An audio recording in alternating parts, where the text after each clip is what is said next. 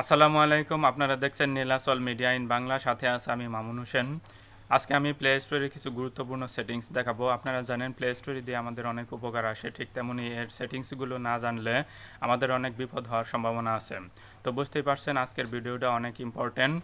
তো চলুন মূল কাজে শুরু করা যাক, ভিডিওটা শুরু করি।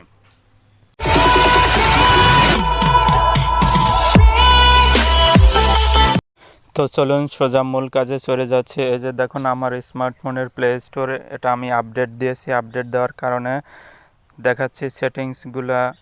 তো এইখানে দেখুন আমরা যখন প্লে স্টোরিতে আসতাম, তো প্লে স্টোরে ওপেন করতাম, এখানে কিন্তু 3 লাইন অপশন থাকতো, তাই না? তো প্রত্যেকটা সেটিংস কিন্তু এলোমেলো হয়ে গেছে। তো প্রথম আপনাদেরকে সবচেয়ে গুরুত্বপূর্ণ সেটিংস দেখাচ্ছি, যেটা সবচেয়ে বেশি ইম্পর্টেন্ট। এই বিষয়টা হচ্ছে প্লে স্টোরিতে যে আপডেটগুলো আসে, যে ফিচার্সগুলো আছে, আমি পাই না কেন? ঠিক আছে, প্রথম প্রশ্নটা হচ্ছে এটা। আমরা প্লে স্টোরি আপডেট দেই না, ঠিক আছে? আমি প্রত্যেকটা অ্যান্ড্রয়েড ইউজাররা প্লে স্টোরি দিয়ে কিন্তু প্রত্যেকটা অ্যাপ্লিকেশন আপডেট দিয়ে থাকি। তো প্রথম কথা হচ্ছে প্লে স্টোরিটাকে যদি আপডেট না দেয় তাহলে কিন্তু নতুন নতুন ফিচারগুলো আসবে না। তো প্রথম কথা হচ্ছে প্লে স্টোরিটা কীভাবে আপডেট দেব। তো এই জন্য চলে যাচ্ছি প্লে স্টোরিতে। এরকম একটা পেজে নিয়ে আসবে। এখানে দেখতেছেন সবার উপরে জিমেইল একটা লোগো আছে। তো জিমেইল লোগো দিয়ে সাধারণত প্লে স্টোরিটা ইনস্টল করা হয়। তো এই জন্য আমি এই জিমেইল লোগোতে টাচ করলাম। জিমেইল লোগোতে টাচ করার পর এখানে নিচে দেখাচ্ছি যে সেটিং অপশন আছে, সেটিং অপশনে ক্লিক করতে হবে। সেটিংস অপশনে ক্লিক করলে এরকম একটা ইন্টারফেস আসবে। এখানে সবার নিচে দেখতে পাচ্ছেন অ্যাবাউটে ক্লিক করতে হবে। অ্যাবাউটে ক্লিক করলে নিচে অনেকগুলো অপশন আছে, এর নিচে দেখতে পাবেন প্লে স্টোরি ভার্সন।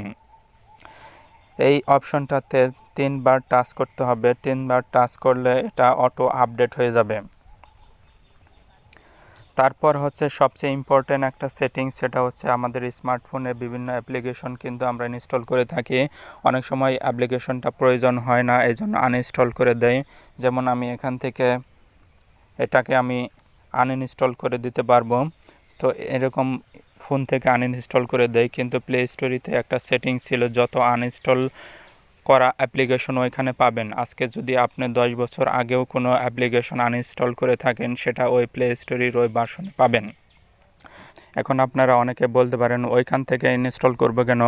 আপনি প্লে স্টোরিতে নামটা লিখলেই তো চলে আসছে। হ্যাঁ, চলে আসবে, কিন্তু প্লে স্টোরিতে ওই অপশনটার মধ্যে যে অ্যাপ্লিকেশনগুলো জমা হয়ে থাকে, আনইনস্টল করা অ্যাপ্লিকেশনগুলো, ওইখানে যদি আপনি প্রত্যেকটা অ্যাপ্লিকেশন রিমুভ না করেন তাহলে আপনার ফোন স্লো হবে, হ্যাং করবে, ঠিক আছে?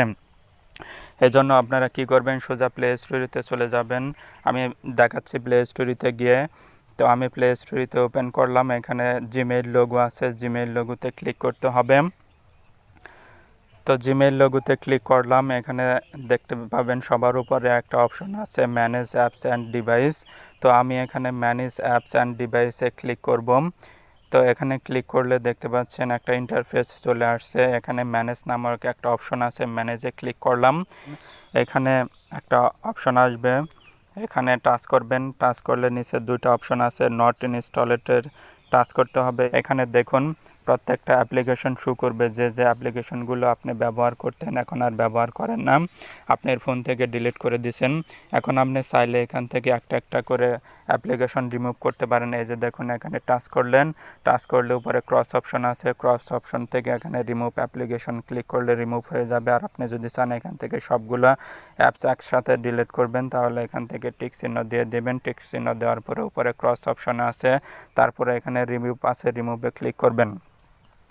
তো এখন আপনাদেরকে সবচেয়ে গুরুত্বপূর্ণ একটা বিষয় বোঝাবো, সেটা হচ্ছে আমাকে অনেকে কমেন্ট করে জানিয়েছেন যে ধরুন আমার স্মার্টফোনে আমি 5টা 6টা জিমেল আইডি ব্যবহার করি, এখন আমার স্মার্টফোনটাকে হার্ড রিসেট দেব অথবা ফরম্যাট দেব। এখন আমি যদি ফরম্যাট দেওয়ার পরে এফআরপি লক হয় স্মার্টফোনটা, তখন আমি কোন জিমেল দিয়ে এফআরপি লক রিমুভ করব, ঠিক না? এটা কিন্তু খুবই গুরুত্বপূর্ণ একটা বিষয়। সেটা হচ্ছে আমি প্র্যাকটিক্যালি আপনাদেরকে দেখাচ্ছি। ধরুন আমার স্মার্টফোনে আমি একাধিক জিমেল ব্যবহার করি।